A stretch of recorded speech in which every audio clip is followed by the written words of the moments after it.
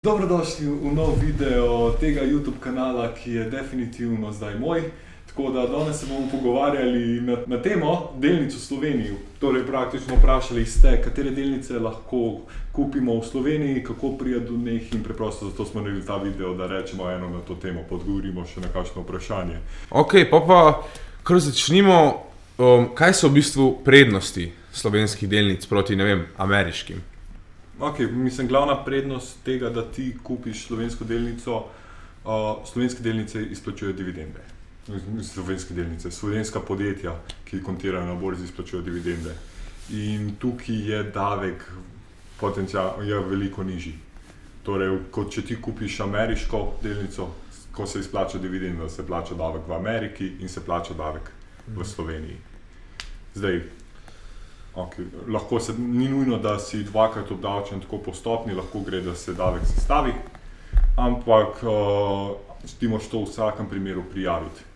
V Sloveniji, če ti slovensko podjetje izplača davek, izplača dividendo, pa ti na račun prejmeš neto dividendo in tega ne rabiš nikamor prijavljati.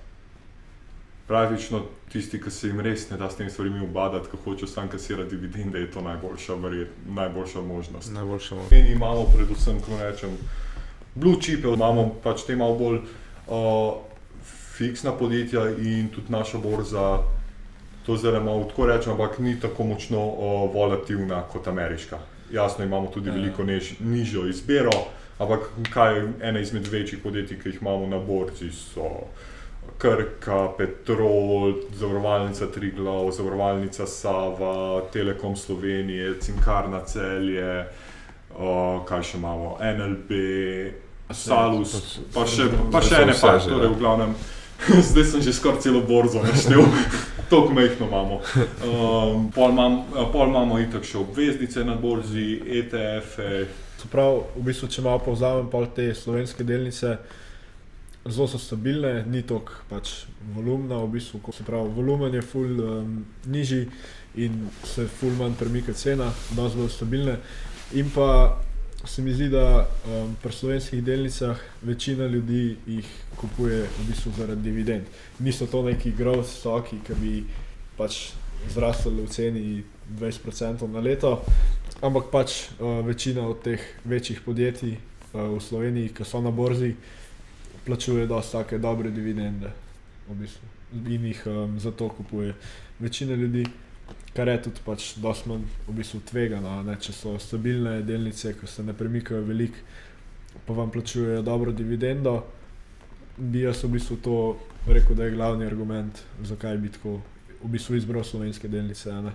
Pa poleg tega, da ko pride do izplačila dividende, kot smo že rekli, no, ja, to ti ne rabiš da je to lažje. Pokasiraš denar in aj čau. Ja. In itak pač, koliko so stabilne pa te izplačila dividende, je pa itak spet odvisno od delnice same, ne. Saj smo imeli zdaj, ko je bila korona, se je najdlo kakšno večje podjetje, ki načeloma vsako letno izplačuje dividende, da med korono jih ni, da so radi zadržali dobiček. No, to se lahko spreminja. Ampak so načeloma, imamo kar take bolj blue chipe mi in to je to. Veliko ljudi je tudi zanimalo, kje lahko oni kupijo te slovenske delnice. V bistvu ta podatek pa lahko najdemo na Ljubljanski borzi. Tako da najboljše, da si skupaj pogledamo, v bistvu malo sprehodimo po borzi, kako stvari gledajo in kako se uporablja to. Torej, prvo vprašanje je čisto preprosto, kako prideš na borzo, napišeš LJSE, kar pomeni Ljubljana Stock Exchange in imaš lepo prvi link.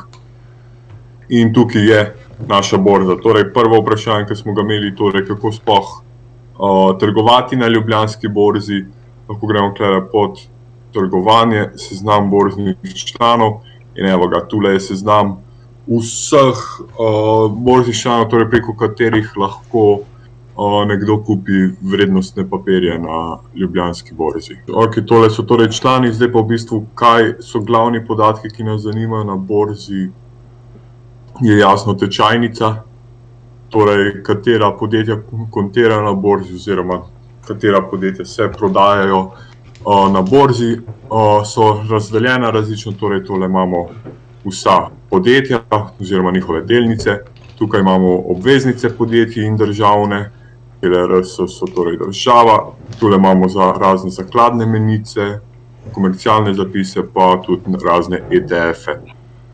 Torej, ponavadi so najbolj zanimiva podjetja.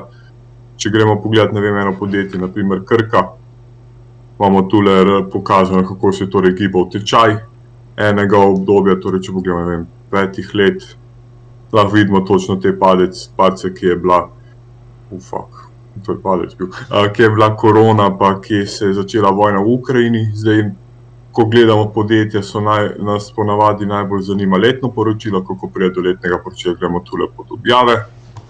In klele pišejo vse objave, ki jih je izdalo podjetje. Naprimer, zdaj imamo klele najnovejše nerevidirano računovodske izkaze za leto 2022, lahko gor kliknemo, si jih prinesemo in tule lahko zdaj imamo prikazane vse nerevidirane računovodske izkaze za Krko.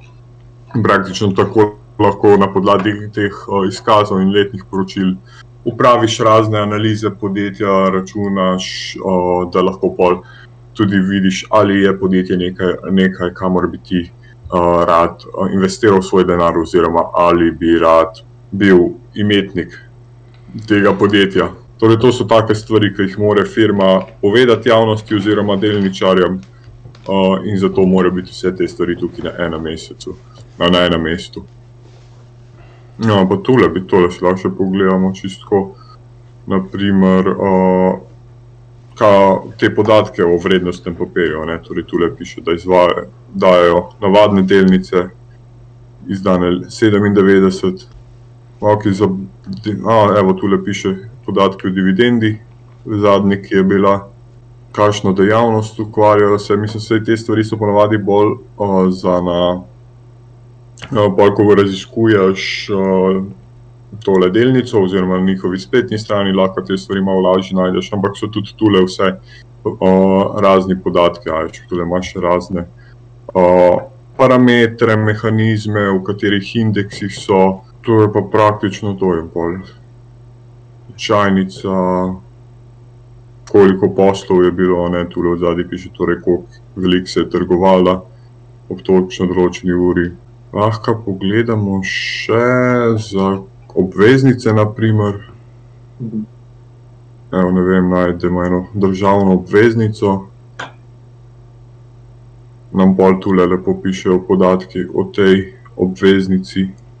Torej, izdana je bila leta 2009, zapade leta 2024, torej na 7 let.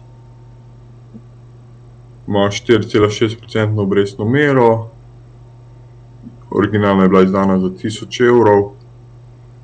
Čisto kle so pol te podatki, ki se jih dobi za obveznice, ki jih hočeš kupovati. Poglejmo, če je zanimivo še za ETF-e. Naprimer, kjer ga bomo vzeli Hrvaško.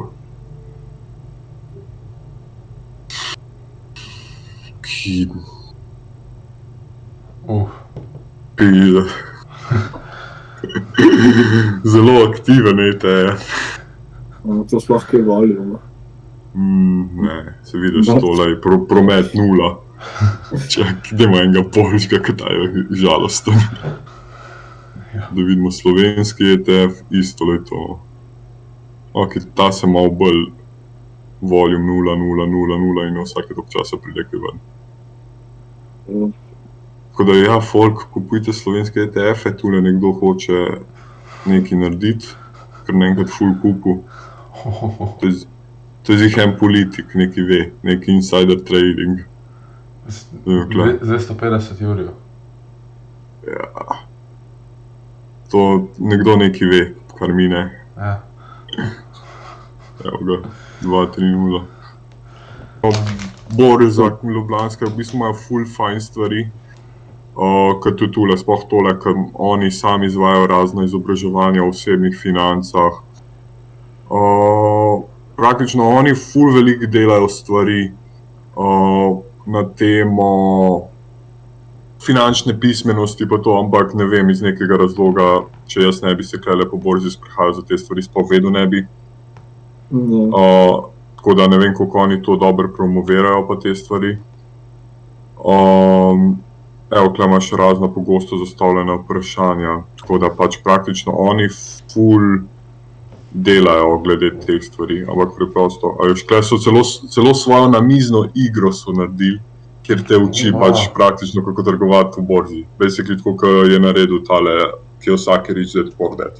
Pa oni so tudi naredili borzni slovar, samo da bi ga mogel najti. Finančna pit. Vem, da so oni naredili nek borzni slovar, ki ti basically piše vse tako razne. Te fraze. Ja, basically v osnovi piše ti, kaj je delnica, kaj je to, ampak ima pa tudi tako malo bolj advanced topike. Tako da ne vem, jaz temle svojim, ki jih uvajam za svetovalce, sem sam ta slovar skopiral, dal. Pa evo, tule imaš, če se kadarkoli znajdeš na neki točki, ki ne razumeš besede, jih je tukaj noter, ker je res obsežen. Tako ful stvari pa noter piše. Ja, še vodnike za vlagatelje imamo, ki v bistvu vse piše tukaj. Tega sploh vedel nisem. Zakaj investirati v slovenske delnice? Lej to. Tako da, to vam da po moje manjša predstava, kaj vse imate na borzi.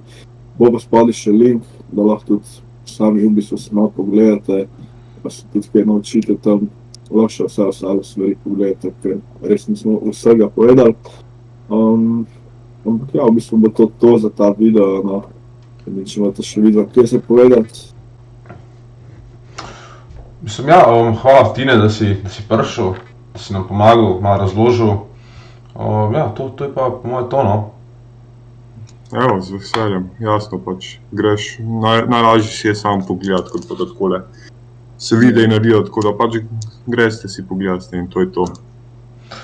Ok, super, no, hvala za ogled, pa ja, se vidimo v naslednjem videu.